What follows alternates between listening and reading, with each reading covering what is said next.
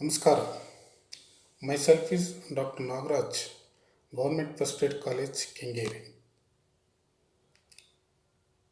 In this session, I want to talk about rise of the discipline. ಈಗಾಗಲೇ first session ಮತ್ತು second ಸೆಷನಲ್ಲಿ introduction of sociology, definitions of sociology ಅನ್ನೋ ವಿಷಯದ ಮೇಲೆ ಮಾತಾಡಿದ್ದಾರೆ. ಈಗ ನಾನು ಥರ್ಡ್ ಸೆಷನ್ನಲ್ಲಿ ಸೋಷಿಯಾಲಜಿ ಅಥವಾ ಸಮಾಜಶಾಸ್ತ್ರ ಯಾವ ರೀತಿಯಾಗಿ ಬೆಳವಣಿಗೆ ಆಯಿತು, ಉಗಮವಾಯಿತು ಎನ್ನುವ ವಿಷಯದ ಬಗ್ಗೆ ನಾವೀಗ ತಿಳ್ಕೋಬೇಕಾಗಿದೆ. Not only sociology, you can take any subject, ಅದರದ್ದೇ ಆದಂಥ ಒಂದು ಹಿನ್ನೆಲೆಯನ್ನು ಹೊಂದಿರ್ತದೆ. ಯಾವುದೇ ವಿಷಯವು ಅಥವಾ ಯಾವುದೇ ಸಬ್ಜೆಕ್ಟು ದಿಢೀರ್ನೇ ಬೆಳಕಿಗೆ ಬರುವುದಿಲ್ಲ. ಹಾಗೆಯೇ ಸಮಾಜಶಾಸ್ತ್ರವು ತನ್ನದೇ ಆದಂಥ ಹಿನ್ನೆಲೆಯನ್ನು ಹೊಂದಿ ಇವತ್ತು ಪ್ರಸ್ತುತ ಸಮಾಜಕ್ಕೆ ಭಾಳಷ್ಟು ಸಾಮಾಜಿಕ ಸಮಸ್ಯೆಗಳಿಗೆ ಭಾಳಷ್ಟು ಪೂರಕವಾಗಿ ನಿಂತಿರುವಂಥ ಸಾಮಾಜಿಕ ವಿಜ್ಞಾನ ಸಮಾಜಶಾಸ್ತ್ರವಾಗಿದೆ. ಈಗ ನಾವು ಸಮಾಜಶಾಸ್ತ್ರ ಯಾವ ರೀತಿಯಾದಂಥ ಉಗಮವನ್ನು ಹೊಂದಿತು ಎನ್ನುವ ವಿಷಯವನ್ನು ತಿಳಿದುಕೊಂಡು ಹೋಗೋಣ. I want to talk one by one. ಹೇಳ್ತಾ ಹೋದರೆ ಇದರ ಒಂದು ಹಿನ್ನೆಲೆ, ಇದರ ಒಂದು ಯಾವ ರೀತಿಯಾಗಿ ಹಂತ ಹಂತವಾಗಿ ಬೆಳಕಿಗೆ ಬಂತು ಅನ್ನೋದನ್ನು ನಾವು ಈ ಸೆಷನ್ನಲ್ಲಿ ತಿಳಿಬೇಕಾಗಿದೆ. ಫಸ್ಟ್ ಅಂಶವಾಗಿ ನಾವು ನೋಡಿದಾಗ emergency in the 1800 in Europe due to the industrial revolution, ಅಂದರೆ 1800 ಅವಧಿಯಲ್ಲಿ ಕೈಗಾರಿಕೆಯ ಕ್ರಾಂತಿಯಿಂದ ಸಮಾಜಶಾಸ್ತ್ರ ಒಂದು ರೂಪವನ್ನು ಪಡ್ಕೊಳ್ತು ಅನ್ನೋದು ನಿಮಗೆ ಎಲ್ಲರಿಗೂ ಗೊತ್ತಿರುವಂಥದ್ದು ಆಗಿದೆ. The industrial revolution created rapid social and political changes in Europe. ಪಶ್ಚಿಮ ಯುರೋಪಿನಲ್ಲಿ ಕೈಗಾರಿಕೆಯ ಕ್ರಾಂತಿಯಿಂದ ರ್ಯಾಪಿಡ್, ಭಾಳಷ್ಟು ವೇಗವಾಗಿ ಬದಲಾವಣೆಗಳು ಹೊಂದುತ್ತವೆ. ಸಾಕಷ್ಟು ಬದಲಾವಣೆಗಳು. ಈ ಸಂದರ್ಭದಲ್ಲಿ ಇದರ ಪರಿಣಾಮವಾಗಿ ಸಮಾಜಶಾಸ್ತ್ರ ಒಂದು ರೂಪವನ್ನು ಪಡ್ಕೊಳ್ತು ಅನ್ನುವಂಥದ್ದು ನಾವು ನೋಡಬೇಕು. Rapid growth of urban population produced multitude of social problems. ಈ ಕೈಗಾರಿಕೆಯ ಕ್ರಾಂತಿಯಿಂದ ಜನರು ನಗರ ಪ್ರದೇಶಗಳಿಗೆ ವಲಸೆ ಬರ್ತಾರೆ. ಯಾವಾಗ ಜನರು ನಗರ ಪ್ರದೇಶಗಳಿಗೆ ವಲಸೆ ಬರ್ತಾರೋ ಅಲ್ಲಿ ನಗರೀಕರಣ, ಅಂದರೆ ಪಾಪ್ಯುಲೇಷನ್, ಜನಸಂಖ್ಯೆ ಹೆಚ್ಚಾಗಿ ಬೆಳೆಯುವುದಕ್ಕೆ ಕಾರಣವಾಗುತ್ತದೆ. ಜನರು ಯಾಕೆ ಈ ವಲಸೆ ಬರ್ತಾರೆ ಅಂತ ನೋಡಿದಾಗ ದೇ ವಾಂಟ್ ಟು ಎಂಪ್ಲಾಯ್ಮೆಂಟ್, ಅಥವಾ they want to survival in the society. ಸಮಾಜದಲ್ಲಿ ಬದುಕಬೇಕು, ಉದ್ಯೋಗ ಬೇಕು, ಇನ್ನಿತರ ಸಾಮಾಜಿಕ ಮೂಲಭೂತ ಅವಶ್ಯಕತೆಗಳಿಗೋಸ್ಕರ ಜನರು they want to migrated to urban side. ಈ ನಗರ ಪ್ರದೇಶಗಳಿಗೆ ಬಂದಂಥ ಜನರು ಸಾಕಷ್ಟು ಸಮಸ್ಯೆಗಳನ್ನು ಎದುರಿಸ್ತಾ ಹೋಗ್ತಾ ಇದ್ದಾರೆ. ಸಾಕಷ್ಟು ಸಮಸ್ಯೆಗಳನ್ನು ಎದುರಿಸ್ತಾ ಹೋಗ್ತಾ ಇರ್ತಾರೆ.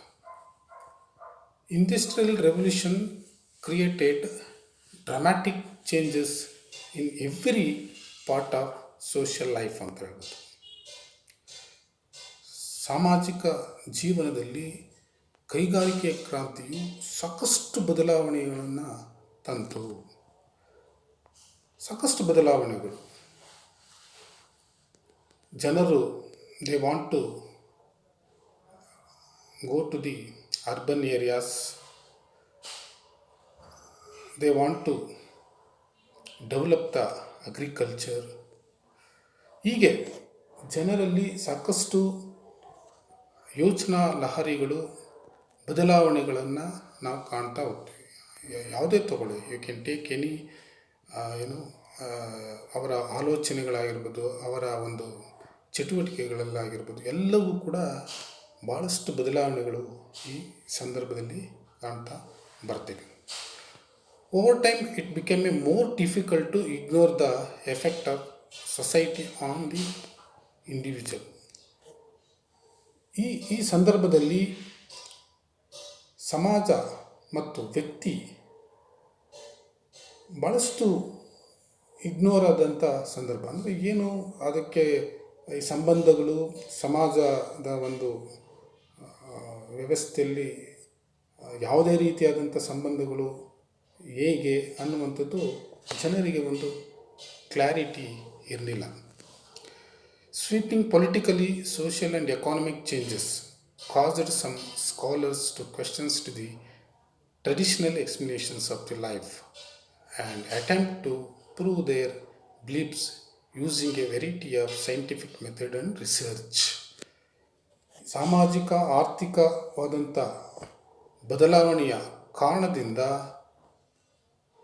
ಬುದ್ಧಿಜೀವಿಗಳು ಇವುಗಳನ್ನು ಪ್ರಶ್ನೆ ಮಾಡುವಂಥದ್ದು, ಅಂದರೆ ಸಂಪ್ರದಾಯಗಳನ್ನೆಲ್ಲ ಮುರಿದು ಹೊಸ ರೀತಿಯಾದಂಥ ಒಂದು ಸೈಂಟಿಫಿಕ್ ಮೆಥಡಲ್ಲಿ ಯೋಚನೆ ಮಾಡುವಂಥದ್ದು ಅಥವಾ ವೈಜ್ಞಾನಿಕವಾದಂಥ ರೀತಿಯಲ್ಲಿ ಯೋಚನೆ ಮಾಡುವಂಥದ್ದು ಜನರಿಗೆ ಈ ಸಂದರ್ಭದಲ್ಲಿ ಬೆಳೀತಾ ಬಂತು. Sociology emerged as a new discipline. ಸಮಾಜಶಾಸ್ತ್ರವು ಒಂದು ಹೊಸ ಶಿಸ್ತನ್ನು ರೂಪಿಸುತ್ತದೆ. ವ್ಯಕ್ತಿಗೆ ಜವಾಬ್ದಾರಿಯುತವಾದಂಥ ಹೊಸ ಶಿಸ್ತನ್ನು ರೂಪಿಸುತ್ತದೆ. Sociology emerged as a new discipline in response to the great transformation which swept across the Europe 18th and 19th century, resulting in the demise of pre-modern world and rise of the modern world. 18ನೇ ಶತಮಾನದ ಅಂತ್ಯದಲ್ಲಿ ಮತ್ತು 19ನೇ ಶತಮಾನದ ಪ್ರಾರಂಭದಲ್ಲಿ ಸಮಾಜಶಾಸ್ತ್ರವು ತನ್ನದೇ ಆದಂಥ ರೂಪವನ್ನು ಇದು ಕಂಡುಕೊಳ್ತಾ ಬಂತು.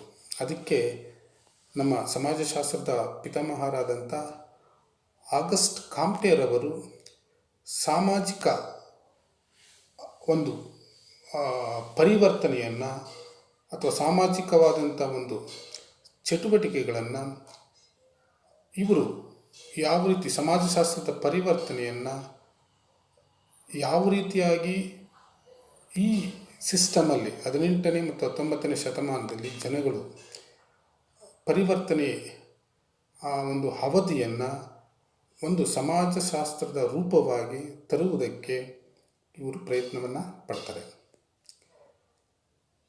ಸೊ ಇಷ್ಟು ಸಮಾಜಶಾಸ್ತ್ರ ಉಗಮಕ್ಕೆ ನಮಗೆ ಫಸ್ಟು ಒಂದು ಟ್ರಿಪಲ್ ರೆವಲ್ಯೂಷನ್ಸ್ ಅಂತ ಹೇಳ್ತೀವಿ. ಅಂತ ಅಂದರೆ ಒಂದು 3 ರೀತಿಯಾದಂಥ ಕಾರಣಗಳು ಸಮಾಜಶಾಸ್ತ್ರ ಬೆಳೆಯುವುದಕ್ಕೆ ಕಾರಣ. So this is the most important of the revolutions to develop the sociology. First ಏನು ಅಂದಾಗ ಇಂಟೆಲೆಕ್ಚುಯಲ್ಸ್ ಆ್ಯಂಡ್ ಕಲ್ಚರಲ್ ರೆವಲ್ಯೂಷನ್ಸ್. ಸಮಾಜದಲ್ಲಿ ಬುದ್ಧಿಜೀವಿಗಳು ಮತ್ತು ಸಾಂಸ್ಕೃತಿಕವಾದಂಥ ಒಂದು ಬೆಳವಣಿಗೆಗಳು, ಕ್ರಾಂತಿಗಳು ಆದಾಗ ಸಮಾಜದಲ್ಲಿ ಒಂದು ಎನ್ಲೈಟ್ಮೆಂಟು ಬೆಳೀತಾ ಬಂತು. ಅಂದರೆ ಸಮಾಜ ಒಂದು ರೀತಿಯಲ್ಲಿ ಜ್ಞಾನೋದಯ ಅಂದರೆ ಕತ್ತಲಿನಿಂದ ಬೆಳಕಿನ ಕಡೆಗೆ ಯೋಚನೆ ಮಾಡುವಂಥ ಶಕ್ತಿಯನ್ನು ಜನಗಳು ಬೆಳೆಸ್ಕೊಳ್ತಾ ಬರ್ತಾರೆ ಅನ್ನುವಂಥದ್ದು ಇಲ್ಲಿ ನಾವು ನೋಡ್ತಾ ಹೋಗ್ಬೋದಾಗಿದೆ. ಹಾಗೆ social and political revolution, the French revolution, ಇದಕ್ಕೆ ಬೆಸ್ಟ್ ಉದಾಹರಣೆ ಫ್ರಾನ್ಸಿನ ಮಹಾಕ್ರಾಂತಿ, ಫ್ರಾನ್ಸಿನ ಒಂದು ಕ್ರಾಂತಿ.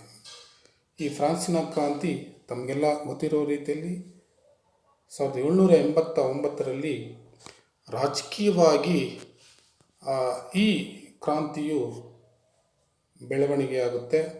ಅಲ್ಲಿರುವಂಥ ಜನರಿಗೆ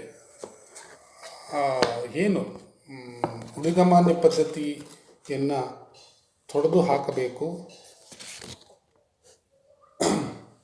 ಊಳಿಗಮಾನ್ಯ ಪದ್ಧತಿಯನ್ನು ಜನಗಳು ಇಷ್ಟಪಡ್ತಿರಲಿಲ್ಲ.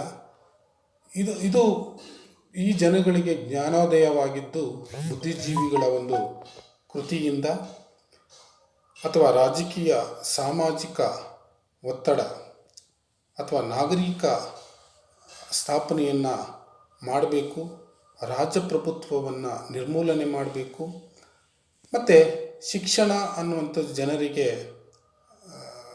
ತಲುಪುವುದರಿಂದ ಶಿಕ್ಷಣದ ಒಂದು ಮಹತ್ವ ಅವರ ಜನಗಳಿಗೆ ಗೊತ್ತಾಗಿದ್ದರಿಂದ, ಹಾಗೆ ದ ಸೇಮ್ ಟೈಮ್ ಜೀವನದ ಮಟ್ಟ ಆ ಜನಗಳಿಗೆ ಗೊತ್ತಾಗಿದ್ದರಿಂದ ಅವರಲ್ಲಿ ಸಾಮಾಜಿಕ ಸಂಘಟನೆಗಳನ್ನು ಒಡೆದು ಹಾಕಿ ಕುಟುಂಬಗಳು ಉದಯವಾದವು ಅನ್ನುವಂಥದ್ದು.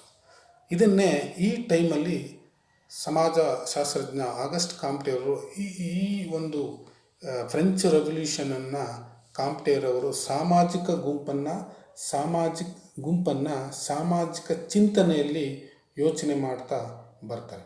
ಅಂದರೆ ಸಾಮಾಜಿಕ ಸಂಬಂಧಗಳ ಬಗ್ಗೆ ಯೋಚನೆ ಮಾಡ್ತಾ ಬರ್ತಾರೆ. ಸೊ ಈ ಸಾಮಾಜಿಕ ಚಿಂತನೆ, ಸಾಮಾಜಿಕ ಸಂಬಂಧಗಳೇ ಸಮಾಜಶಾಸ್ತ್ರ ರೂಪವಾಗಲಿಕ್ಕೆ ಕಾರಣ. ಇದು ಒಂದು ಫ್ರೆಂಚ್ ರೆವಲ್ಯೂಷನಿಂದ ಸಮಾಜಶಾಸ್ತ್ರವು ತನ್ನದೇ ಆದಂಥ ಸಂಬಂಧಗಳಾಗಿರ್ಬೋದು, ಚಿಂತನೆಗಳಾಗಿರ್ಬೋದು, ಅಥವಾ ಸಂಸ್ಥೆಗಳಾಗಿರ್ಬೋದು, ಎಲ್ಲವೂ ಕೂಡ ಈ ಫ್ರೆಂಚ್ ರೆವಲ್ಯೂಷನಿಂದ ಮೂಲ ಒಂದು ಆಧಾರ ಎಂದು ನಾವು ಹೇಳ್ತಾ ಹೋಗ್ಬೋದು. Next economic revolutions, industrial revolutions, the rise of capitalism and the subsequent process of industrialisation ಅನ್ನುವಂಥದ್ದು. ಸೊ ರೈಸ್ ಆಫ್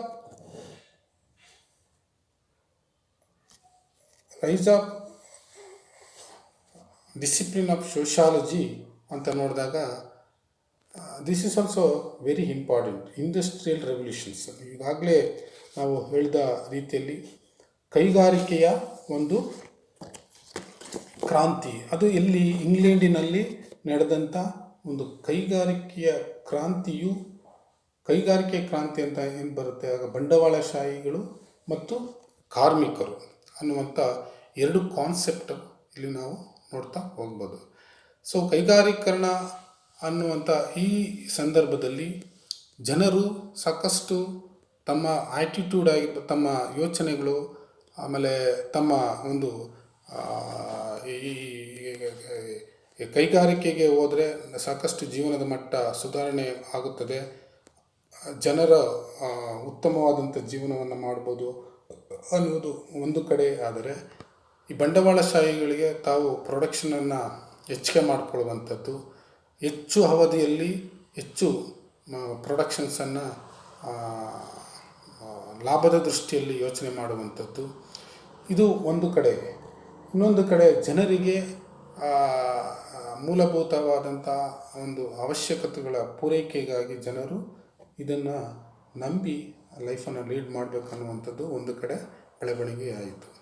ಸೊ ಇದರ ಒಂದು ಪರಿಣಾಮದಿಂದ, ಇದರ ಒಂದು ರಿಫ್ಲ್ಯಾಕ್ಟ್ ಅಂತ ಹೇಳ್ಬೋದು. ಈ ರಿಫ್ಲ್ಯಾಕ್ಟಿಂದ ಸಮಾಜದಲ್ಲಿ ಒಂದು ರೀತಿಯಾದಂಥ ರಿಫಾರ್ಮೇಷನ್ಸ್ ಆಗ್ಬೋದು, ಅಥವಾ ಸಾಕಷ್ಟು ಸಾಮಾಜಿಕ ಸುಧಾರಣೆಗಳು, ಸಾಮಾಜಿಕವಾದಂಥ ಒಂದು ಹೋರಾಟಗಳು ಜನರಲ್ಲಿ ಬೆಳೆಯುವುದಕ್ಕೆ ಒಂದು ಕಾರಣವಾಯಿತು. ಏಕೆ ಅಂತಂದರೆ ಇಂಡಸ್ಟ್ರಿಯಲ್ ರೆವಲ್ಯೂಷನ್ಸ್ ಅಥವಾ ಕ್ಯಾಪಿಟಲಿಸಮ್ ಅನ್ನುವಂಥ ಇದಕ್ಕೆ ಬಂದಾಗ ಒಂದು ಗ್ಯಾಪನ್ನು ನೋಡ್ತೀವಿ. ಅಂದರೆ ಏನು ಗ್ಯಾಪು ಅಂತಂದರೆ ಬಂಡವಾಳಗಾರರು ಮತ್ತು ಕಾರ್ಮಿಕರು ಅನ್ನುವಂಥ ಈ ಗ್ಯಾಪು ಬರುತ್ತೆ. ಜನರಲ್ಲಿ ಬೇರೆ ರೀತಿಯಾದಂಥ ತಾರ್ಕಿಕವಾಗಿ ಯೋಚನೆ ಮಾಡುವಂಥ ಮನೋಭಾವನೆಗಳು ಹೆಚ್ಚಾಗಿ ಬೆಳೆಯುವುದಕ್ಕೆ ಆಗುತ್ತೆ. ಇದರ ಒಂದು ಪರಿಣಾಮದಿಂದ ಸಮಾಜಶಾಸ್ತ್ರ ತನ್ನದೇ ಆದಂಥ ಮೂಲವನ್ನು ಬೆಳೆಸಿಕೊಳ್ಳುವುದಕ್ಕೆ ಸಾಧ್ಯವಾಗ್ತದೆ. It led to rise of new world views and aspirations, new attitudes and orientations. ಪ್ರಪಂಚದಾದ್ಯಂತ ಜನರು ತಮ್ಮದೇ ಆದಂಥ ಆ್ಯಟಿಟ್ಯೂಡ್ ಆಗಿರ್ಬೋದು, ಅಂದರೆ ಅವರ ಜೀವನದ ಚಟುವಟಿಕೆಗಳಲ್ಲಾಗಿರ್ಬೋದು, ಎಲ್ಲವೂ ಕೂಡ ಬದಲಾವಣೆ ಆಗುತ್ತಾ ಬರುತ್ತವೆ. New political economic institution and new forms of social organisation and pattern of living. ಹೊಸ ರಾಜಕೀಯ ಆರ್ಥಿಕವಾದಂಥ ಸಂಸ್ಥೆಗಳು ಮತ್ತು ಸಾಮಾಜಿಕವಾದ ಸಂಘ ಸಂಸ್ಥೆಗಳು ಬೆಳೆಯುವುದಕ್ಕೆ ಇದು ಒಂದು ಮೂಲ ಕಾರಣವಾಗುತ್ತದೆ ಅನ್ನುವಂಥದ್ದು. The set into new social movements, they brought to new problems and new possibilities on the historical stage. ಈ ಇತಿಹಾಸದ ಒಂದು ಹಂತದಲ್ಲಿ ಈ ಸಾಮಾಜಿಕ ಸುಧಾರಣೆಗಳು ಹೊಸ ರೀತಿಯಾದಂಥ ಸಾಮಾಜಿಕ ಸಮಸ್ಯೆಗಳನ್ನು ಹೇಗೆ ಪರಿಹರಿಸಿಕೊಳ್ಬೋದು ಅನ್ನುವಂಥದ್ದು ಜನರಲ್ಲಿ ಮನಸ್ಸಿನಲ್ಲಿ ಬರುವುದಕ್ಕೆ ಇದು ಒಂದು ಮೂಲವಾದಂಥ ಕಾರಣ. ಸೊ ಇದರ ಒಂದು ಪರಿಣಾಮದಿಂದ ಸಮಾಜದಲ್ಲಿ ಸಮಾಜಶಾಸ್ತ್ರ ಅನ್ನುವಂಥದ್ದು ಇವುಗಳ ಒಂದು ಬೆಳವಣಿಗೆಯಿಂದ ಹೀಗೆ ಸ್ವಲ್ಪ ಮಟ್ಟದಲ್ಲಿ ಹಂತವಾಗಿ ಬೆಳವಣಿಗೆ ಆಯಿತು. ಅದಕ್ಕೆ ಒಂದು ಎಕ್ಸಾಂಪಲ್ಲು ಯಾವ ರೀತಿ ಹೇಳ್ಬೋದು ಅಂತ ಅಂದಾಗ, ಈ ಇಂಡಸ್ಟ್ರಿಯಲ್ ರೆವಲ್ಯೂಷನಲ್ಲಿ ಆದಂಥ ಒಂದು ಪರಿಣಾಮದಿಂದ ಆದಂಥ ಒಂದು ಎಕ್ಸಾಂಪಲ್, ಇಂಡಸ್ಟ್ರಿ ಅಂತ ಬಂದಾಗ, ಕೈಗಾರಿಕೆ ಅಂತ ಬಂದಾಗ ಅಲ್ಲಿ ಏನೆಲ್ಲ ಅಂಶಗಳು ಬರ್ತವೆ. ಕಡೆಯದಾಗಿ ಸೋಷಿಯಾಲಜಿ, ವರ್ಕಿಂಗ್ ಕ್ಲಾಸ್ ಆಗಿರ್ಬೋದು, ಫ್ಯಾಕ್ಟ್ರಿ, ಕಾರ್ಖಾನೆಗಳು, middle class, capitalism, socialism, communalism, liberal, utilitarian, scientist, engineer, journalism, economic crisis, strike intellectuals, ideology, humanitarian, bureaucracy, unemployment and loss, ಕಡೆಯದಾಗಿ ಸೋಷಿಯಾಲಜಿ. ಇವುಗಳನ್ನೆಲ್ಲ ಒಳಗೊಂಡಂಥ ಅಂಶವೇ ಸೋಷಿಯಾಲಜಿ ಅಂತ ಕರಿತಾ ಹೋಗ್ಬೋದು, ಅಥವಾ ಸಮಾಜಶಾಸ್ತ್ರ ಎಂದು ನಾವು ಹೇಳ್ತಾ ಹೋಗ್ಬೋದು. The term sociology was not existing until 19th century. ಇಷ್ಟೆಲ್ಲ ನಾನು ಮೇಲೆ ಇರುವ ಅಂಶಗಳನ್ನು ಹೇಳಿದಾಗ ಸೋಷಿಯಾಲಜಿ ಅನ್ನುವಂಥದ್ದು ಅಥವಾ ಸಮಾಜಶಾಸ್ತ್ರ ಅನ್ನುವಂಥದ್ದು ಅದನ್ನು 19ನೇ ಶತಮಾನದ ಒಳಗೆ ಇದು ಬೆಳಕಿಗೆ ಬರಲಿಕ್ಕೆ ಆಗಿಲ್ಲ. The term sociology was not existing until 19th century. Human behavior and why people behave the way they do has been always part of human consciousness. Writing of scholars, philosophers, religious leaders and thinkers paved the way towards foundations of sociology. ಅಂದರೆ 19ನೇ ಶತಮಾನದೀಚೆಗೆ ಸಮಾಜಶಾಸ್ತ್ರ ಒಂದು ಸಬ್ಜೆಕ್ಟಾಗಿ, ಒಂದು ವಸ್ತು ವಿಷಯವಾಗಿ ಬೆಳಕಿಗೆ ಬಂತು. ಅಂತಂದ್ರೆ ಬುದ್ಧಿಜೀವಿಗಳಿಂದ ಅಥವಾ ಬರವಣಿಗೆಗಾರರಿಂದ, ತತ್ವಜ್ಞಾನಿಗಳಿಂದ, ಸಾಮಾಜಿಕ ಚಿಂತಕರಿಂದ ಸಮಾಜಶಾಸ್ತ್ರ ಒಂದು ತಳಪಾಯವನ್ನು ಹೂರುವುದಕ್ಕೆ ಮುಖ್ಯವಾಗಿ ಕಾರಣವಾಯಿತು. ಅಂದರೆ 19ನೇ ಶತಮಾನದಿಂದೀಚೆಗೆ ಸಮಾಜಶಾಸ್ತ್ರ ತನ್ನ ಒಂದು ಅಸ್ತಿತ್ವವನ್ನು ಸಮಾಜದಲ್ಲಿ, ಇದು ಸಾಮಾಜಿಕ ವಿಜ್ಞಾನದ ಒಂದು ವಸ್ತು ವಿಷಯ, ಇದು ಒಂದು ಸಬ್ಜೆಕ್ಟಾಗಿ ರೂಪುಗೊಳ್ಳುವುದಕ್ಕೆ ಇದು ಈ ಜೀವಿಗಳು, ಏನು ನಾವು ಸ್ಕಾಲರ್ಸ್ ಅಂತ ಹೇಳ್ತೀವ, ಬುದ್ಧಿಜೀವಿಗಳು, ಸಂಶೋಧನಾ ವ್ಯಕ್ತಿಗಳು, ಧಾರ್ಮಿಕ ಚಿಂತಕರು, ಇವರೆಲ್ಲರ ಒಂದು ಪರಿಶ್ರಮದಿಂದ ಒಂದು ಸಮಾಜಶಾಸ್ತ್ರ ರೂಪುಗೊಳ್ಳಲು ಸಾಧ್ಯವಾಯಿತು ಎಂದು ಹೇಳ್ತಾ ಹೋಗ್ಬೋದು. Over several centuries the way of explaining social phenomena move from theological to scientific stage ಅಂತ ಹೇಳ್ತಾರೆ. ಅಂತಂದರೆ ನಾವು ಥಿಯಾಲಜಿಕಲ್ ಸ್ಟೇಜ್ ಅಂತಂದರೆ ಜನರು ಅಂದಿನ ಆ ಸಂದರ್ಭದಲ್ಲಿ ದೇವರು ಅಥವಾ ಎಲ್ಲವೂ ಕೂಡ ಆ ದೇವರಿಂದನೇ ನಡೆಯುತ್ತದೆ, ಒಂದು ಶಕ್ತಿಯಿಂದ ನಡೆಯುತ್ತದೆ ಅನ್ನುವಂಥ ಒಂದು ನಂಬಿಕೆಯಲ್ಲಿ ಇದ್ದಂಥ ಈ ಜನರು ಸೈಂಟಿಫಿಕ್ ಸ್ಟೇಜ್ಗೆ ಬರ್ತಾರೆ. ಅಂದರೆ ವೈಜ್ಞಾನಿಕವಾಗಿ ಯೋಚನೆ ಮಾಡುವಂಥ ಶಕ್ತಿಯನ್ನು ಜನರು ಬೆಳೆಸ್ಕೊಳ್ತಾರೆ. ಥಿಯಾಲಜಿಕಲ್ ಟು ಸೈಂಟಿಫಿಕ್ ಸ್ಟೇಜ್ ಅನ್ನುವಂಥದ್ದು. ನೀವು ಆಗಸ್ಟ್ ಕಾಮ್ಟೆ ಅದನ್ನು ನೀವು ಇಂಡಿವಿಜುವಲಾಗಿ ಓದಿದಾಗ ಅಲ್ಲಿ ಥಿಯಾಲಜಿಕಲ್ ಸ್ಟೇಜ್ ಆಗಿರ್ಬೋದು ಅಥವಾ ಮೆಟಾಫಿಸಿಕಲ್ ಸ್ಟೇಜ್ ಆಗಿರ್ಬೋದು, ಸೈಂಟಿಫಿಕ್ ಸ್ಟೇಜ್ ಆಗಿರ್ಬೋದು, ಇವು ಮೂರನ್ನು ಓದಿದ್ರೆ ನಿಮಗೆ ಅಲ್ಲಿ ಇನ್ಫಾರ್ಮೇಷನ್ ಹೆಚ್ಚಾಗಿ ಸಿಗುತ್ತೆ. ಅಂದರೆ ಥಿಯಾಲಜಿಕಲ್ ಸ್ಟೇಜಲ್ಲಿ ಜನರು ದೇವಶಾಸ್ತ್ರೀಯ ಅಂತ ಹೇಳ್ಬೋದು. ಅಂದರೆ ಜನರು ದೇವರು, ಶಕ್ತಿ ಮತ್ತು ನಂಬಿಕೆ ಈ ರೀತಿಯಾದಂಥ ಜನರು 19ನೇ ಶತಮಾನದಿಂದೀಚೆಗೆ ಜನರು ವೈಜ್ಞಾನಿಕವಾಗಿ ಯೋಚನೆ ಮಾಡುವಂಥ ಶಕ್ತಿ ಅಥವಾ ಆಲೋಚನೆ ಆ ಜನಗಳಲ್ಲಿ ಬರುತ್ತೆ. Rather than attributing human behaviour and social conditions to supernatural forces, people search for logical, rational cause and effect explanations. ಇದೆಲ್ಲ ಆದಮೇಲೆ ಜನರು ತಾರ್ಕಿಕವಾಗಿ ಯೋಚನೆ ಮಾಡುವಂಥದ್ದು ಅಥವಾ ಪ್ರಶ್ನೆ ಮಾಡುವಂಥ ಯೋಚನೆ ಮಾಡುವಂಥದ್ದು, ಇವುಗಳೆಲ್ಲವೂ ಕೂಡ ಜನರಲ್ಲಿ ಹೆಚ್ಚಾಗಿ ಬೆಳೀತಾ ಬರ್ತಾ ಇದೆ. ಯಾವುದು ಕೂಡ what is right, what is wrong ಅನ್ನುವಂಥದ್ದು ಜನಗಳಲ್ಲಿ ಹೆಚ್ಚಾಗಿ ಬೆಳೆಯುವುದಕ್ಕೆ ಕಾರಣವಾಯಿತು ಅಂತ ಹೇಳ್ತಾ ಬರ್ಬೋದು. ಸೊ ಇಷ್ಟು ನಾವು ಈ ಸೋಷಿಯಾಲಜಿ ಅಥವಾ ಸಮಾಜಶಾಸ್ತ್ರ ಯಾವ ರೀತಿಯಾಗಿ ತನ್ನ ಉಗಮವನ್ನು ತಲುಪ್ತು ಅನ್ನುವುದಕ್ಕೆ ನಾವು ಇಷ್ಟು ಇನ್ಫಾರ್ಮೇಷನ್ನ ಹೇಳ್ತಾ ಹೋಗ್ಬೋದು. ಇಷ್ಟು ಬೆಳವಣಿಗೆ ಆಗುವುದಕ್ಕೆ ಸಮಾಜಶಾಸ್ತ್ರದ ಚಿಂತಕರು ತಮ್ಮ ಕೊಡುಗೆಗಳನ್ನು ಸಮಾಜಶಾಸ್ತ್ರಕ್ಕೆ ಕೊಟ್ಟಿದ್ದಾರೆ. ತಾವು ನಡೆಸಿದಂಥ ಅಧ್ಯಯನ, ತಾವು ಮಾಡಿದಂಥ ಕೊಡುಗೆಗಳಿಂದ ಸಮಾಜಶಾಸ್ತ್ರ ಮತ್ತಷ್ಟು ಬೆಳಕಿಗೆ ಬರುವುದಕ್ಕೆ ಹೆಚ್ಚು ಬೆಳಕಿಗೆ ಕಾರಣಕರ್ತರಾದಂಥ ಕೆಲವು ಶಾಸ್ತ್ರಜ್ಞರನ್ನು ನಾವು ಇಲ್ಲಿ ನೋಡಬೇಕಾಗಿರುತ್ತೆ. ದ ಫಸ್ಟ್ ಒನ್ ಅಂತ ನೋಡಿದಾಗ ಫ್ರಾನ್ಸಿಸ್ ಬೇಕನ್ ಅನ್ನುವಂಥವ್ರು. ಫ್ರಾನ್ಸಿಸ್ ಬೇಕನ್ ಸಮಾಜಶಾಸ್ತ್ರಜ್ಞರು.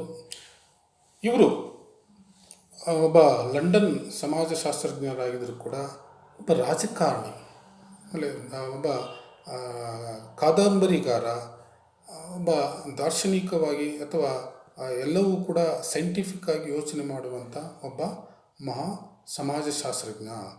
Largely created with the developing the scientific method. ಎಲ್ಲವೂ ಕೂಡ ಸೈಂಟಿಫಿಕ್ ಆಗಿ ಯೋಚನೆ ಮಾಡುವಂಥದ್ದನ್ನು ಇವರು ಹೇಳ್ತಾರೆ. ಅಂದರೆ ಎಲ್ಲವೂ ಕೂಡ ಸಮಾಜದಲ್ಲಿ ವೈಜ್ಞಾನಿಕವಾಗಿ ಯೋಚನೆ ಮಾಡುವ ಮೆಥಡನ್ನು ಬೆಳೆಸಿ ಸಮಾಜಕ್ಕೆ ತಮ್ಮದೇ ಆದಂಥ ಕೊಡುಗೆಗಳನ್ನು ನೀಡ್ತಾರೆ. The scientific method is the basic step that provides a systematic framework to guide the research process. ಯಾವುದೇ ಸಂಶೋಧನೆಯನ್ನು ಮಾಡಬೇಕಾದ್ರೆ ನಾವು ವೈಜ್ಞಾನಿಕವಾಗಿ ಅಧ್ಯಯನ ಮಾಡಿದಾಗ ಮಾತ್ರ ಆ ವಸ್ತು ವಿಷಯದಿಂದ ನಾವು ಸಾಕಷ್ಟು ವಿಷಯಗಳನ್ನು ತಿಳಿದುಕೊಳ್ಳಬಹುದು ಅನ್ನುವಂಥದ್ದು ಇವರ ಒಂದು ಮುಖ್ಯವಾದ ವಾದ. Social thinker and philosopher have been pondered with the influence of society human behaviour. ಅಂದರೆ ಸಾಮಾಜಿಕ ಚಿಂತಕರು ಮತ್ತು ತತ್ವಶಾಸ್ತ್ರಜ್ಞರ ಒಂದು ಚಿಂತನೆಯಿಂದ ಅಥವಾ ಅವರ ಪರಿಶ್ರಮದಿಂದ ಅಥವಾ ಪ್ರಭಾವದಿಂದ ಸಮಾಜ ಮತ್ತು ಮಾನವನ ವರ್ತನೆಗಳು ಸಮಾಜದಲ್ಲಿ ಬೆಳೆಯುವುದು ಅಂತ ಹೇಳ್ತಾರೆ. Sociology begin France, it gained momentum in Germany and Great Britain and eventually arrived in United States. These countries experienced industrial revolutions. First sociology ಅನ್ನುವಂಥ ಕಾನ್ಸೆಪ್ಟು ಅಥವಾ ಸೋಷಾಲಜಿ ಅನ್ನುವಂಥದ್ದು ಬೆಳವಣಿಗೆ ಆದಿದ್ದು ಫ್ರಾನ್ಸಲ್ಲಿ. ಈ ಫ್ರಾನ್ಸಿನ ಒಂದು ಲಾಭದಿಂದ, ಫ್ರಾನ್ಸಿನ ಒಂದು ಅಲ್ಲಿನ ಒಂದು ಕ್ರಾಂತಿಯಿಂದ ಬೇರೆ ಬೇರೆ ದೇಶಗಳಿಗೆ ಇದು ಸಮಾಜಶಾಸ್ತ್ರ ಬೆಳೆಯುವುದಕ್ಕೂ ಒಂದು ಮೂಲ ಕಾರಣ ಅಂತ ಫ್ರಾನ್ಸಿಸ್ ಬೇಕನ್ರವರು ಹೇಳ್ತಾರೆ. ಜರ್ಮನಿ ಆಗಿರ್ಬೋದು, ಗ್ರೇಟ್ ಬ್ರಿಟನ್ ಆಗಿರ್ಬೋದು, ಅಥವಾ ಯುನೈಟೆಡ್ ಸ್ಟೇಟ್ಸ್ ಆಗಿರ್ಬೋದು, ಇವು ತಮ್ಮ these countries experienced industrial revolutions ಅಂತಂದರೆ ಇವು ಕೂಡ ತದನಂತರ ಕೈಗಾರಿಕೆಯ ಕ್ರಾಂತಿಯ ಒಂದು ಅನುಭವವನ್ನು ಪಡೆದು ಸಮಾಜಶಾಸ್ತ್ರವು ಇಲ್ಲೂ ಕೂಡ ಬೆಳವಣಿಗೆಯಾಗುವುದಕ್ಕೆ ಮೂಲ ಕಾರಣ ಅಂತೇಳಿ ಫ್ರಾನ್ಸಿಸ್ ಬೇಕನ್ ಹೇಳ್ತಾರೆ. The transition from feudalism to industrialism in Europe believed to be responsible for development of social science, especially sociology. Feudalism ಊಳಿಗಮಾನ್ಯ ಪದ್ಧತಿಯಿಂದ ಕೈಗಾರಿಕಾ ಕ್ರಾಂತಿ ಅಂದರೆ ಪಶ್ಚಿಮ ಯುರೋಪಿನಲ್ಲಿ ಊಳಿಗಮಾನ್ಯ ಪದ್ಧತಿಯನ್ನು ಇಂದ ಕೈಗಾರಿಕಾ ಕ್ರಾಂತಿಯು ಯಾವ ರೀತಿಯಾಗಿ ಬೆಳವಣಿಗೆಯಾಯಿತು ಅನ್ನುವಂಥದ್ದು ಸಮಾಜಶಾಸ್ತ್ರ ಬೆಳವಣಿಗೆಯಾಗುವುದಕ್ಕೆ ಇದು ಒಂದು ಮೂಲ ಅಂಶಗಳು ಅನ್ನುವಂಥದ್ದು ಫ್ರಾನ್ಸಿಸ್ ಬೇಕನ್ರವರ ಒಂದು ವಾದ ಅಂತ ಹೇಳ್ತಾ ಹೋಗ್ಬೋದು. This was the time systematic approach to the study of society. People were made aware of social problem such as poverty, unemployment, homelessness etcetera. ಇದು ಒಂದು ರೈಟ್ ಟೈಮ್ ಸಮಾಜದಲ್ಲಿ ಒಂದು ಅಧ್ಯಯನ ಮಾಡಲಿಕ್ಕೆ, ಸಮಾಜವನ್ನು ಪೂರ್ತಿಯಾಗಿ ಅರ್ಥ ಮಾಡಿಕೊಳ್ಳುವುದಕ್ಕೆ, ಸಮಾಜದಲ್ಲಿರುವಂಥ ಸಮಸ್ಯೆಗಳನ್ನು ಅಥವಾ ಬಡತನ ಆಗಿರ್ಬೋದು, ನಿರುದ್ಯೋಗ ಆಗಿರ್ಬೋದು, ಅಥವಾ ಇನ್ನಿತರ ಅಂಶಗಳನ್ನು ಅರ್ಥ ಮಾಡಿಕೊಳ್ಳುವುದಕ್ಕೆ ಸೋಷಿಯಾಲಜಿ ಅತ್ಯಂತ ಅವಶ್ಯಕವಾಗಿರುವಂಥ ಒಂದು ಸಬ್ಜೆಕ್ಟು ಅಂತ ಹೇಳಿ ನಾವು ಅರ್ಥ ಮಾಡಿಕೊಳ್ಬೇಕು ಅನ್ನುವಂಥದ್ದು ಫ್ರಾನ್ಸಿಸ್ ಬೇಕನ್ರವರ ಒಂದು ವಾದ. ಅಂದರೆ ಇವರ ಈ ಎಲ್ಲ ಅಂಶಗಳು ಸಮಾಜಶಾಸ್ತ್ರ ತನ್ನ ಉಗಮವನ್ನು ಹೊಂದುವುದಕ್ಕೆ ಸಾಕಷ್ಟು ಇವರ ಒಂದು ರಿಸರ್ಚ್ ಆಗಿರ್ಬೋದು, ಇವರ ಒಂದು ಕಾಂಟ್ರಿಬ್ಯೂಷನ್ಸ್ ಆಗಿರ್ಬೋದು, ಇವರ ಒಂದು ಎಕ್ಸ್ಪೀರಿಯನ್ಸ್ ಆಗಿರ್ಬೋದು, ಎಲ್ಲವೂ ಕೂಡ ಸಮಾಜಶಾಸ್ತ್ರ ತನ್ನ ಅಸ್ತಿತ್ವವನ್ನು ಬೆಳೆಸಿಕೊಳ್ಳುವುದಕ್ಕೆ ಮೂಲ ಕಾರಣ ಎಂದು ಹೇಳ್ತಾ ಹೋಗ್ಬೋದು. ನೆಕ್ಸ್ಟ್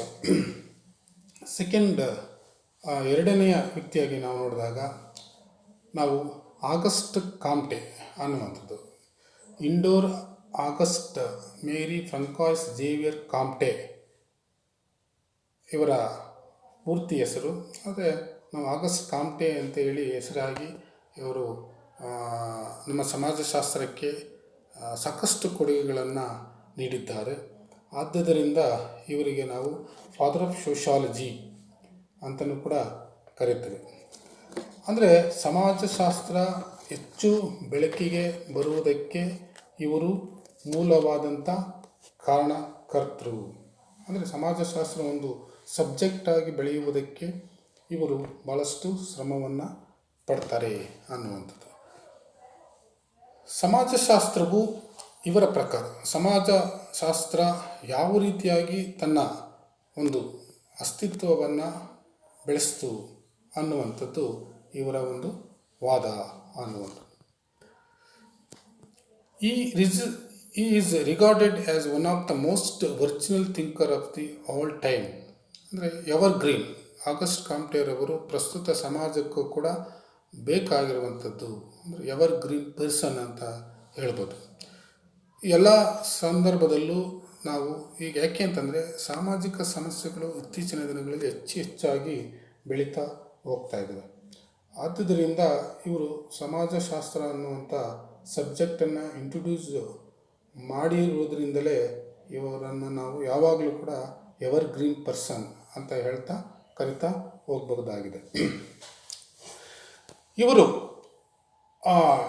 ಸಮಾಜವನ್ನು ಯಾವ ರೀತಿಯಾಗಿ ಅಧ್ಯಯನ ಮಾಡಬೇಕು ಅನ್ನುವುದಕ್ಕೆ ಇವರ ಒಂದು ಚಿಂತನೆಯನ್ನು ನಾವು ಇಂಡಿವಿಜುವಲಾಗಿ ಅಧ್ಯಯನ ಮಾಡಿದಾಗ ಗೊತ್ತಾಗುತ್ತೆ. ಇಲ್ಲಿ ನಾವು ಇವರು is regarded as one of the most original thinker of all time. It was Conte who coined the term sociology and argued that the methods of science should be applied to the study of society. ಇವರು ಸಮಾಜವನ್ನು ಹೇಗೆ ಅಧ್ಯಯನ ಮಾಡಬೇಕು, ಆ ಸಮಾಜದ ರೂಪುರೇಷೆಗಳನ್ನು ಯಾವ ರೀತಿಯಾಗಿ ಅಧ್ಯಯನ ಮಾಡಬೇಕು ಅನ್ನುವುದಕ್ಕೆ ಕೆಲವು ಅಂಶಗಳನ್ನು ಅಪ್ಲೈ ಮಾಡ್ತಾ ಅಧ್ಯಯನವನ್ನು ಮಾಡ್ತಾರೆ. ಅದು ಯಾವ ರೀತಿಯಾದಂಥ ಅಂತಂದರೆ ಸೈಂಟಿಫಿಕ್ ಮೆಥಡ್ ಆಗಿ ಅಧ್ಯಯನವನ್ನು ಮಾಡಿ ತಮ್ಮದೇ ಆದಂಥ ಒಂದು ಇನ್ಫಾರ್ಮೇಷನನ್ನು ಸಮಾಜಕ್ಕೆ ಕೊಟ್ಟಿದ್ದಾರೆ. ಇವರು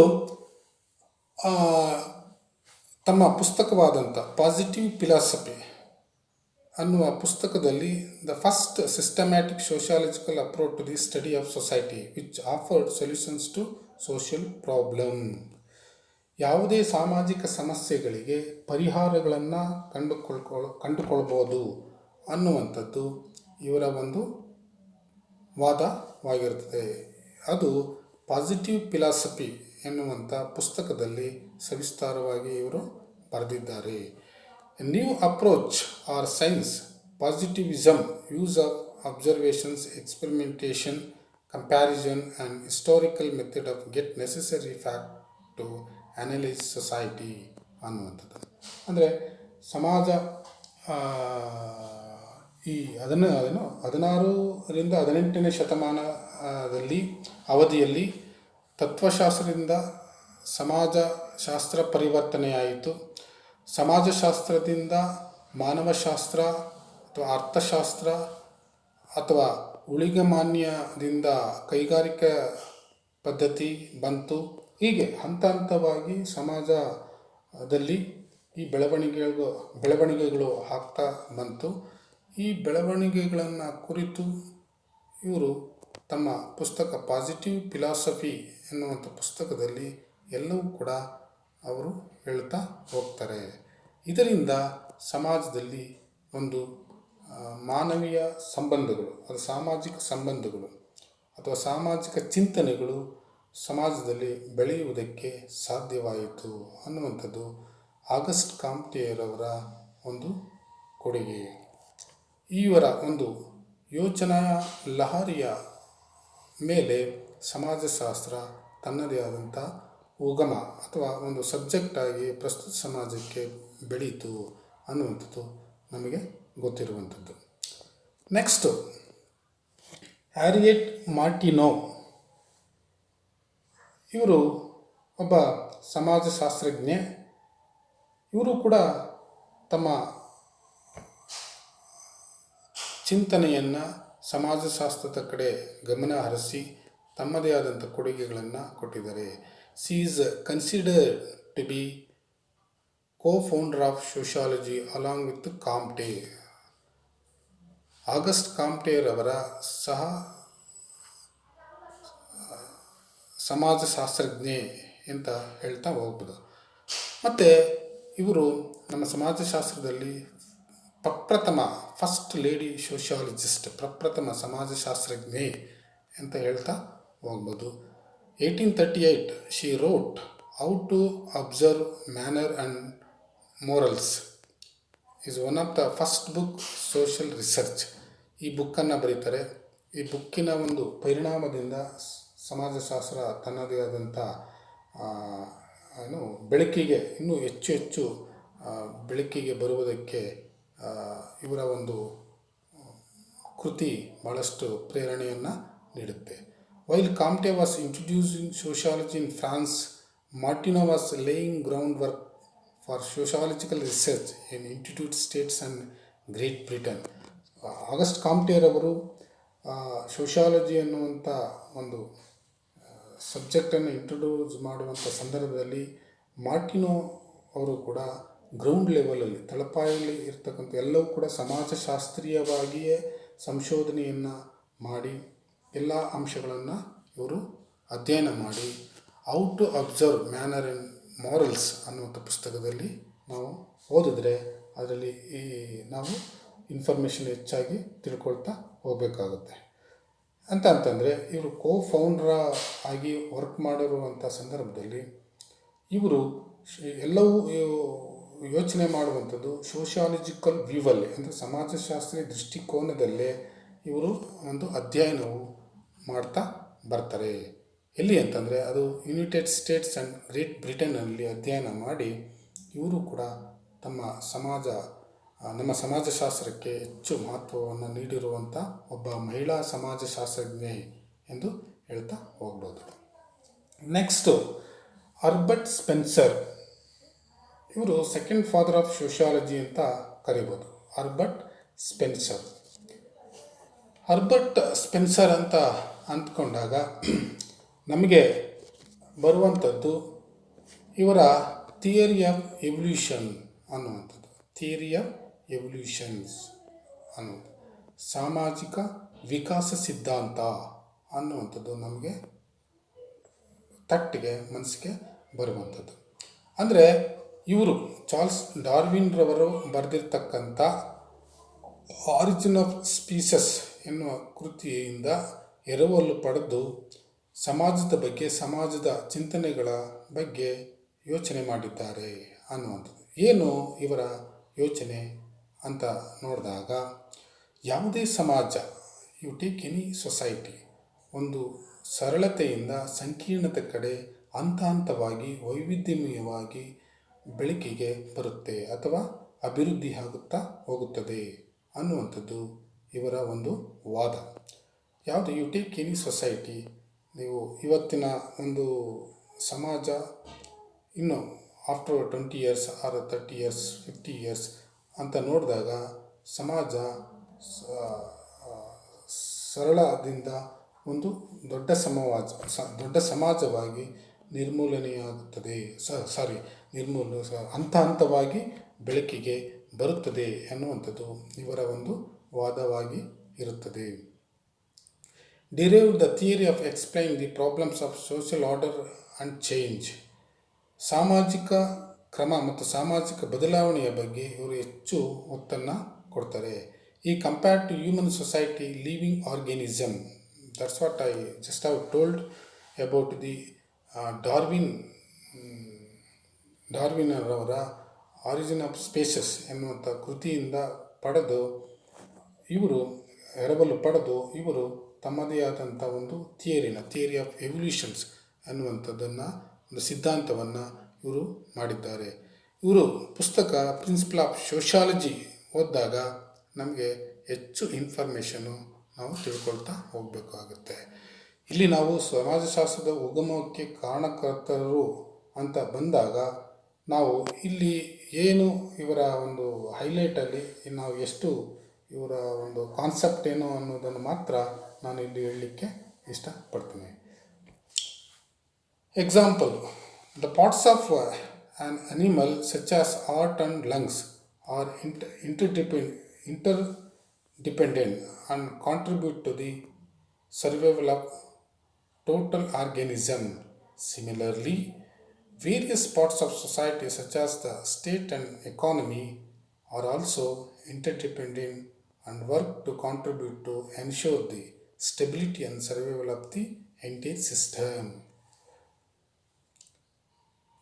ಹೇಗೆ ಒಂದು ಸಮಾಜಕ್ಕೆ ಒಂದು ಪ್ರಾಣಿಯ ಹೃದಯ ಮತ್ತು ಶ್ವಾಸಕೋಶಗಳು ಎಷ್ಟು ಮುಖ್ಯವಾಗಿರ್ತವೋ, ಸರ್ವೈವಲ್ ಆ್ಯಂಡ್ ಟೋಟಲ್ ಆರ್ಗನಿಸಮ್ ಸಮಾಜಕ್ಕೆ ಎಷ್ಟು ಮುಖ್ಯವಾಗಿರ್ತವೋ, ಅಂದರೆ ದೇಹಕ್ಕೆ ಎಷ್ಟು ಮುಖ್ಯವಾಗಿರ್ತವೆ, ಅದೇ ರೀತಿ similarly various part of society such ಸಮಾಜಕ್ಕೆ ಸ್ಟೇಟ್ ಆ್ಯಂಡ್ ಎಕಾನಮಿಕ್ ರಾಜ್ಯ ಮತ್ತು ಆರ್ಥಿಕ ವ್ಯವಸ್ಥೆ ತುಂಬ ಅವಲಂಬಿತವಾಗಿರುತ್ತವೆ ಅನ್ನುವಂಥದ್ದು ಇವರ ಒಂದು ವಾದ. ಅಂದರೆ ಒಂದು stability and survival of the entire society ತುಂಬ ಬಲಯುತವಾಗಿ ಸಮಾಜ ಪ್ರಬುದ್ಧವಾಗಿ ಬೆಳಿಬೇಕು ಅಂತಂದರೆ ಒಂದು ರಾಜ್ಯ ಮತ್ತು ಆರ್ಥಿಕ ವ್ಯವಸ್ಥೆ ಇವು ಭಾಳಷ್ಟು ಪ್ರಮುಖ ಕಾರಣ. ಅಂದರೆ ಒಂದು ಪ್ರಾಣಿಗೆ ಹೃದಯ ಮತ್ತು ಶ್ವಾಸಕೋಶಗಳು ಕೋಶಗಳು ಎಷ್ಟು ಮುಖ್ಯವಾಗಿರ್ತವೋ ಹಾಗೆಯೇ ಸಮಾಜಕ್ಕೂ ಕೂಡ ಒಂದು ರಾಜ್ಯ ಒಂದು ಆರ್ಥಿಕ ವ್ಯವಸ್ಥೆಯು ಅಷ್ಟೇ ಮುಖ್ಯವಾಗಿರುವಂಥದ್ದು ಅನ್ನುವಂಥದ್ದು ನಾವಿಲ್ಲಿ ನೋಡ್ತಾ ಹೋಗ್ಬೋದು. ಇದನ್ನು ಸಮಾಜಕ್ಕೆ ಇವರು ಕಂಪೇರ್ ಮಾಡಿ ಒಂದು ಪ್ರಾಣಿಗೆ ಕಂಪೇರ್ ಮಾಡಿರುವಂಥದ್ದನ್ನು ನಾವಿಲ್ಲಿ ನೋಡ್ತಾ ಹೋಗ್ಬೋದಾಗಿದೆ. ಅಂದರೆ ಸ್ಪೆನ್ಸರ್ ಅವರ ವಾದ ಇಷ್ಟೇ, ತಮ್ಮ ಪ್ರಿನ್ಸಿಪಲ್ ಆಫ್ ಸೋಷಿಯಾಲಜಿಯಲ್ಲಿ ಹೇಳಿರುವಂಥದ್ದು, ಯಾವುದೇ ಸಮಾಜವು ಸರಳತೆಯಿಂದ ಸಂಕೀರ್ಣತೆಯಿಂದ ಹಂತ ಹಂತವಾಗಿ ವೈವಿಧ್ಯಮಯವಾಗಿ ಅದು ಬೆಳೀತಾ ಹೋಗುತ್ತದೆ ಅನ್ನುವಂಥದ್ದೇ ಇವರ ಒಂದು ವಾದ. ಇದರಿಂದ ಸಮಾಜಶಾಸ್ತ್ರ ಹಂತ ಹಂತವಾಗಿ ಪ್ರಸ್ತುತ ಸಮಾಜದಲ್ಲಿ ಸಮಾಜಶಾಸ್ತ್ರವಾಗಿ ರೂಪಿತವಾಗಿರುವಂಥದ್ದನ್ನು ನಾವು ನೋಡ್ತಾ ಹೋಗ್ಬೋದಾಗಿದೆ. ನೆಕ್ಸ್ಟು ನಾವು ಕಾರ್ಲ್ ಮಾರ್ಕ್ಸ್ ಅಂತ ನಾವು ಹೇಳಿದಾಗ ಇವರು ಕಾರ್ಲ್ ಮಾರ್ಕ್ಸ್ ಅನ್ನುವಂಥವರು ಇವರು ಸೋಷಿಯಾಲಜಿಸ್ಟು, ಎಕನಾಮಿಸ್ಟು ಆ್ಯಂಡ್ ಫಿಲಾಸಫಿ. ಇವರ ಒಂದು ವಾದ ಸಾಕಷ್ಟು ನಮಗೆ ಈ ಪ್ರಸ್ತುತ ಸಮಾಜಕ್ಕೆ ಡಿಸ್ಪ್ಯಾರಿಟಿ ಆಗಿರುವಂಥದ್ದನ್ನು ನಾವು ನೋಡ್ತಾ ಹೋಗ್ಬೋದಾಗಿದೆ. ಅಂದರೆ ಅನ್ಈಕ್ವಲ್ ಸೊಸೈಟಿಯನ್ನು ಯಾವ ರೀತಿಯಾಗಿ ಈಕ್ವಲ್ ಸೊಸೈಟಿಯಾಗಿ ಮಾಡಬೇಕು ಅನ್ನುವಂಥದ್ದೇ ಇವರ ಕಾನ್ಸೆಪ್ಟು ಅನ್ನುವಂಥದ್ದು. ತಮ್ಮ ಪುಸ್ತಕ ಆದಂಥ ಕಾರ್ಲ್ ಮಾರ್ಕ್ಸ್ ಅವರ communist manifesto and Das capital ಎನ್ನುವ ಕೃತಿಯಲ್ಲಿ ಇವರು ಹೆಚ್ಚು ಇದರ ಬಗ್ಗೆ ಹೇಳಿದ್ದಾರೆ. ಅದನ್ನು ನಾವು ಇಂಡಿವಿಜುವಲ್ ಆಗಿ ಅಥವಾ ವ್ಯಕ್ತಿಯ ಸಂಪೂರ್ಣ ವಿಷಯಗಳನ್ನು ತಿಳಿದುಕೊಂಡಾಗ ನಾವಲ್ಲಿ ಓದಬೇಕಾಗುತ್ತೆ. ಇವ್ರ ಕಾನ್ಸೆಪ್ಟ್ ಏನು ಅಂತಂದರೆ, ಈ declared that the unequal distribution of wealth, power, prestige and other resource were not result of natural laws but were caused by the exploitations of one social class by another. An unequal distributions of wealth ಅಂದರೆ ಸಂಪತ್ತಿನ ಅಸಮಾನತೆಯ ಅಥವಾ ಅಸಮಾನತೆಯ ಒಂದು ಸಂಪತ್ತು ಸಮಾಜದಲ್ಲಿ ಇದ್ದಾಗ ಸಮಾಜ ಅದು ಒಂದು ರೀತಿಯಾದಂಥ ಘರ್ಷಣಾ ಸಮಾಜವಾಗಿ ಪರಿವರ್ತನೆಯಾಗುತ್ತದೆ. ಸಮಾಜದಲ್ಲಿ ಸಂಪತ್ತು ಸಮಾನವಾಗಿ ಹಂಚಿಕೆ ಆದಾಗ ಮಾತ್ರ ಸಮಾಜವು ತನ್ನದೇ ಆದಂಥ ಒಂದು ಅಭಿವೃದ್ಧಿ ಹೊಂದುವುದಕ್ಕೆ ಸಾಧ್ಯ ಎನ್ನುವಂಥದ್ದು ಇವರ ಒಂದು ಮಾರ್ಕ್ಸ್ರವರ ಒಂದು ನಂಬಿಕೆಯಾಗಿರ್ತದೆ.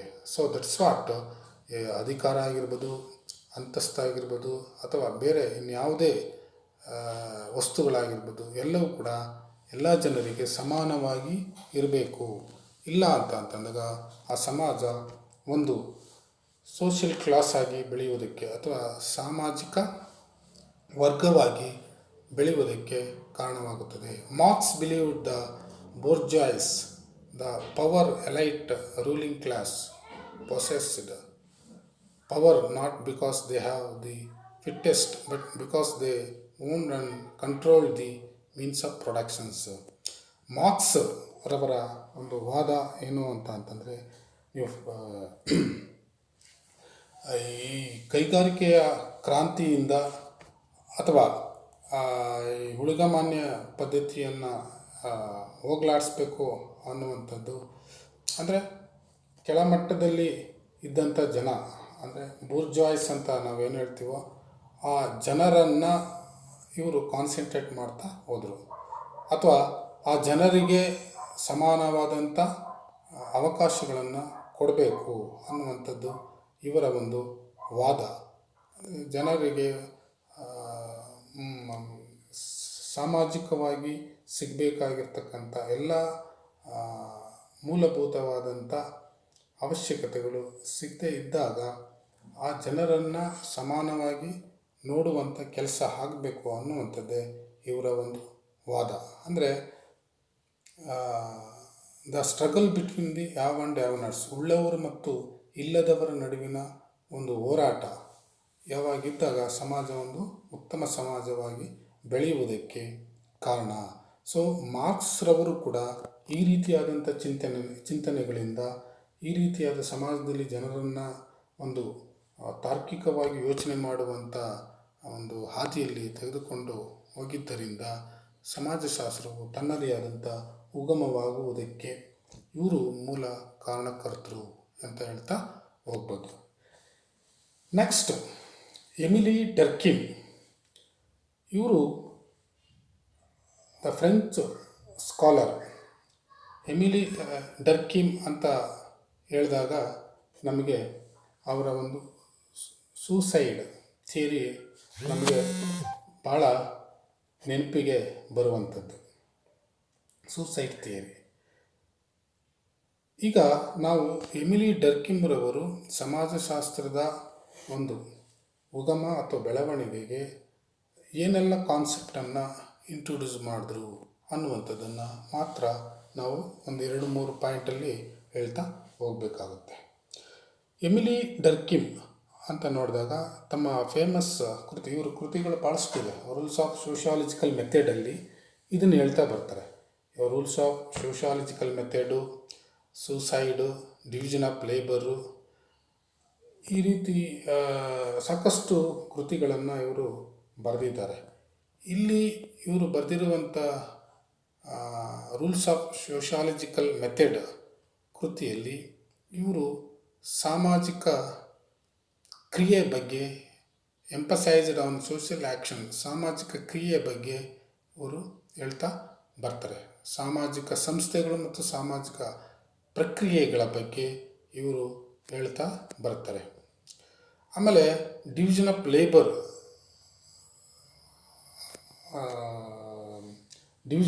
ಲೇಬರ್, ಕೆಲಸದ ಒಂದು ಹಂಚಿಕೆ ಅನ್ನುವಂಥದ್ದು ಕೂಡ ಸಮಾನವಾಗಿ ಇದ್ದಾಗ ಸಮಾಜ ತನ್ನದೇ ಆದಂಥ ಒಂದು ಅಭಿವೃದ್ಧಿಯನ್ನು ಹೊಂದುವುದು ಅನ್ನೋದಕ್ಕೆ ಇವರು ಕಾನ್ಸೆಪ್ಟಲ್ಲಿ ಹೇಳ್ತಾ ಬರ್ತಾರೆ. He was concerned about to explaining social order. He believed that social solidarity, which is feeling of collective conscience by societal members was responsible for social order ಅಂದರೆ ಸಾಮಾಜಿಕ ಕ್ರಮ ಅನ್ನುವಂಥದ್ದು ಬಹಳ ಮುಖ್ಯವಾಗಿರುತ್ತವೆ. ಆಮೇಲೆ ಸಂರಚನಾತ್ಮಕ ಕ್ರಿಯೆಯಿಂದ ಭಾಳಷ್ಟು ಸಮಾಜದಲ್ಲಿರುವಂಥ ಜನರು ಅಥವಾ ಸದಸ್ಯರು ಒಂದು ಸಮಾಜದ ಒಂದು ಕ್ರಮವಾಗಿ ಬೆಳೆಯುವುದಕ್ಕೆ ಮುಖ್ಯವಾದಂಥ ಕಾರಣ ಅಂತ ಇವರ ಒಂದು ವಾದವಾಗಿ ಬೆಳೆಯುತ್ತದೆ. ಸೊ ಅದರಿಂದ ಇವರ ಒಂದು ಕಾನ್ಸೆಪ್ಟ್ ಸಾಮಾಜಿಕ ಸಂಸ್ಥೆಗಳು ಮತ್ತು ಸಾಮಾಜಿಕ ಪ್ರಕ್ರಿಯೆಗಳ ಅಧ್ಯಯನ ಅತ್ಯಂತ ಪ್ರಮುಖವಾದಂಥ ಒಂದು ಅಂಶ ಅನ್ನುವಂಥದ್ದು ಇವರ ಒಂದು ಕಾನ್ಸೆಪ್ಟ್ ಆಗಿರುವಂಥದ್ದು. ನೆಕ್ಸ್ಟು ಮ್ಯಾಕ್ಸ್ ವೆಬರ್ ಇವರು ಕೂಡ ಸಮಾಜಶಾಸ್ತ್ರದ ಒಬ್ಬ ಮೇಧಾವಿ. ಮ್ಯಾಕ್ಸ್ ವೆಬರ್ ಭಾಳಷ್ಟು ಸಮಾಜಶಾಸ್ತ್ರಕ್ಕೆ ಕೊಡುಗೆಗಳನ್ನು ನೀಡಿರುವಂಥ ಒಬ್ಬ ಆದರ್ಶ ವ್ಯಕ್ತಿ ಅಂತ ನಾವು ಹೇಳ್ತಾ ಬರ್ಬೋದು. Scientific objectivity was very important ಅಂತ ಹೇಳ್ತಾರೆ. ನೀವು ಯಾವುದೇ ಅಧ್ಯಯನವನ್ನು ಮಾಡಬೇಕು ಅಂತಂದರೆ ವೈಜ್ಞಾನಿಕವಾದಂಥ ಉದ್ದೇಶಗಳನ್ನು ಇಟ್ಕೊಂಡು ಅಧ್ಯಯನ ಮಾಡುವಂಥದ್ದು ಬಹಳ ಮುಖ್ಯವಾದಂಥ ಅಂಶ ಅನ್ನುವಂಥದ್ದು. ಇವರು the Protestant ethics and spirit of capitalism ಎನ್ನುವಂಥ ಒಂದು ಕೃತಿಯಲ್ಲಿ ಇವುಗಳನ್ನೆಲ್ಲವೂ ಕೂಡ ಎಂಪಸೈಸ್ ಮಾಡ್ತಾ ಹೋಗ್ತಾರೆ. ಏನೇನು ಅನ್ನುವಂಥದ್ದು ನೋಡಿದಾಗ important contribution is concept of ideal type. This is conceptual model constructed from direct observation of member of specific cases and represents the essential quality found in those cases ಅನ್ನುವಂಥದ್ದು. ಅಂದರೆ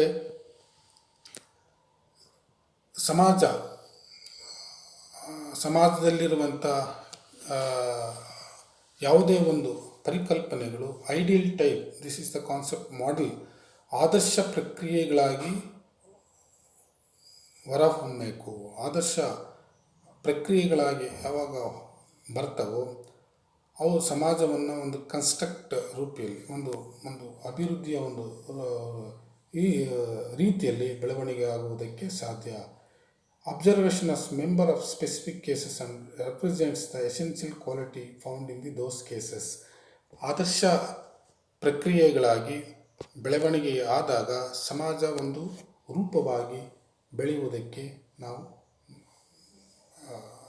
ಸಮಾಜವನ್ನು ಒಂದು ಸ್ಟ್ರಕ್ಚರ್, ಒಂದು ರಚನೆಯ ರೀತಿಯಲ್ಲಿ ನೋಡುವುದಕ್ಕೆ ಸಾಧ್ಯ. This is the most important. ಅವರು ಐಡಿಯಲ್ ಟೈಪನ್ನು ಎಂಫಸೈಸ್ ಮಾಡ್ತಾ ಹೋಗ್ತಾರೆ.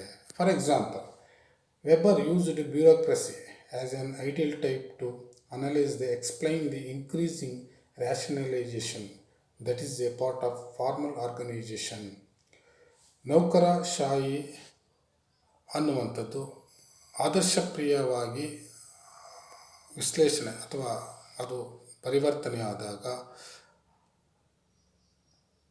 ಪರಿವರ್ತನೆಯಾದಾಗ rationalisation that is a part of formal organisation ಅಂತ ಕೇಳುವುದು ಅಥವಾ ಪಡೆಯುವುದು ಅನ್ನುವಂಥದ್ದು ಒಂದು ಪಾರ್ಟ್ ಆಫ್ ಜೀವನ ಅಥವಾ ಒಂದು ಪಾರ್ಟ್ ಆಫ್ ಸಂಘ ಸಂಸ್ಥೆಗಳಾಗಿ ಬೆಳೆಯುವುದಕ್ಕೆ ಸಾಧ್ಯವಾಗುತ್ತವೆ. ಅಂದರೆ ಯಾವುದೇ ಒಂದು ಪ್ರಕ್ರಿಯೆಗಳು ಆದರ್ಶ ಪ್ರಕ್ರಿಯೆಗಳಾಗಿ ಮುಂದುವರೆದಿದ್ದಾಗ ಮಾತ್ರ ಜನರಲ್ಲಿ ತಾರ್ಕಿಕವಾದಂಥ ಯೋಚನೆಗಳು, ತಾರ್ಕಿಕವಾದಂಥ ಭಾವನೆಗಳು ಬೆಳೆಯುವುದಕ್ಕೆ ಇವು ಸಾಧ್ಯವಾಗ್ತವೆ. ಅದರಿಂದ ಇದು ವೆಬರ್ ಅವರ ಕಾನ್ಸೆಪ್ಟು ಭಾಳಷ್ಟು ಬೆಳವಣಿಗೆ ಆಗುವುದಕ್ಕೆ ಇಲ್ಲಿ ಭಾಳ ಉತ್ತಮವಾದಂಥ ಉದಾಹರಣೆಯಾಗಿ ಅವರು ಕೊಟ್ಟಿರುವಂಥದ್ದು ನಮಗೆ ಭಾಳ ಉತ್ತಮವಾದಂಥ ಉದಾಹರಣೆ ಅಂತ ಹೇಳ್ತಾ ಹೋಗ್ಬೋದು. ನೆಕ್ಸ್ಟ್, ಈ ರೈಸ್ ಆಫ್ ಡಿಸಿಪ್ಲಿನ್ ಸೋಷಿಯಾಲಜಿ, ಸಮಾಜಶಾಸ್ತ್ರದ ಉಗಮ ಅಥವಾ ಬೆಳವಣಿಗೆಯ ವಿಷಯದಲ್ಲಿ ನಾವು ಉಪಸಂಹಾರ ಅಥವಾ ಕನ್ಕ್ಲೂಷನಲ್ಲಿ ನಾವು ಏನೆಲ್ಲ ಹೇಳ್ತಾ ಹೋಗ್ಬೋದು ಅಂತ ನೋಡಿದಾಗ, ಸಮಾಜಶಾಸ್ತ್ರವು ಒಂದು ಶಿಸ್ತಾಗಿ ಹುಟ್ಟಿದ್ದು ಸಮಾಜದ ಸ್ಥಿರತೆಗೆ ಧಕ್ಕೆ ತರುವಂಥವುಗಳಿಗೆ ಪರಿಹಾರಗಳನ್ನು ಇದು ಕೊಡುತ್ತದೆ ಅನ್ನುವಂಥದ್ದು. ಇದು ಪ್ರತ್ಯೇಕವಾದಂಥ ಒಂದು ವಿಜ್ಞಾನವಾಗಿ ಅಧ್ಯಯನವನ್ನು ಮಾಡುವಂಥದ್ದು ಆಗಿದೆ ಅನ್ನುವಂಥದ್ದು. ಆಮೇಲೆ ಸಮಾಜಶಾಸ್ತ್ರವು ಸ್ವರೂಪವನ್ನು ಅರ್ಥ ಮಾಡಿಕೊಳ್ಳುವಂಥ ಒಂದು ಸಮಾಜಶಾಸ್ತ್ರವಾಗಿದೆ. ಹಾಗೆಯೇ ಸಮಾಜಶಾಸ್ತ್ರವು ಕೈಗಾರಿಕೆಯ ಸಮಾಜಕ್ಕೆ ಕೈಗಾರಿಕೆ ಸಮಾಜದಿಂದ ಪರಿಣಾಮ ಬೀರಿದವನ್ನು ಇವುಗಳನ್ನು ಅಧ್ಯಯನವನ್ನು ಮಾಡುತ್ತವೆ ಅನ್ನುವಂಥದ್ದು. ಆಮೇಲೆ ಸಮಾಜ ಒಳನೋಟ ಪಡೆಯಲು, ಸಾಮಾಜಿಕ ಜೀವನವನ್ನು ಅರಿಯಲು ಅಥವಾ ಸಾಮಾಜಿಕವಾದಂಥ ಸಾಮಾಜಿಕ ಅರಿವನ್ನು ಮೂಡಿಸಿಕೊಳ್ಳಲು ನಾವು ಸಮಾಜಶಾಸ್ತ್ರವನ್ನು ಅಧ್ಯಯನವನ್ನು ಮಾಡ್ತಾ ಹೋಗಬೇಕಾಗುತ್ತೆ. ಈಗ ನೀವು ನೋಡ್ದಂಗೆ ಮೇಲೆ ಕೈಗಾರಿಕಾ ಕ್ರಾಂತಿ ಅಥವಾ ಫ್ರೆಂಚ್ ಕ್ರಾಂತಿ ಅಥವಾ ಇನ್ನಿತರ ಸಮಾಜಶಾಸ್ತ್ರಜ್ಞರು ತಮ್ಮದೇ ಆದಂಥ ಒಪಿನಿಯನ್ ಇವುಗಳನ್ನು ನೋಡಿದಾಗ ನಮಗೆ ಸಮಾಜಶಾಸ್ತ್ರ ಸಾಮಾಜಿಕ ವಿಜ್ಞಾನವಾಗಿ ಹೊರ ಹೊಮ್ಮಿದೆ.